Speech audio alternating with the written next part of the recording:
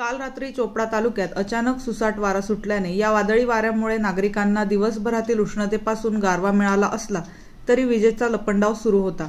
परंतु तालुक्यात केळीचे घड लागलेले व उंच असलेले केळीचे झाड या वादळी वाऱ्यामुळे शेतात आडवे पडले। गोरगावले भागात मोठ्या प्रमाणावर केळीची लागवड करण्यात येते, त्यापैकी बरेचसे केळी काढणीला आलेली आहे। रात्री झालेल्या वादळी वाऱ्यामुळे केळीच्या शेतात 150 ते 200 उभी केळीची झाडे पडलेली आहेत। त्यामुळे शेतकऱ्याचे मोठ्या प्रमाणावर नुकसान झाले असल्याने कृषी विभागामार्फत पंचनामे करून शासनामार्फत शेतकऱ्याला भरपाई मिळावी अशी अपेक्षा करण्यात येत आहे।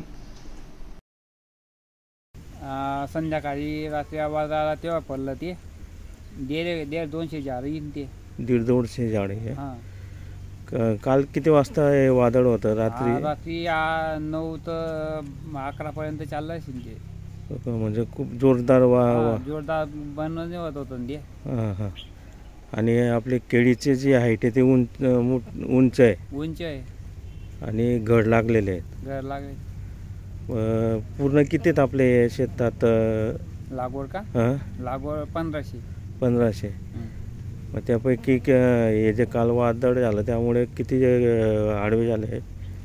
200च्या अंदाजे आमच्या 200 पर्यंत। म्हणजे आता घड चांगले म्हणजे लागलेले होते। हां, वजनदार होते ना। आता 75 झाड निघलं ना, त्याचे वजन 11 क्विंटल आलंय। अच्छा अच्छा।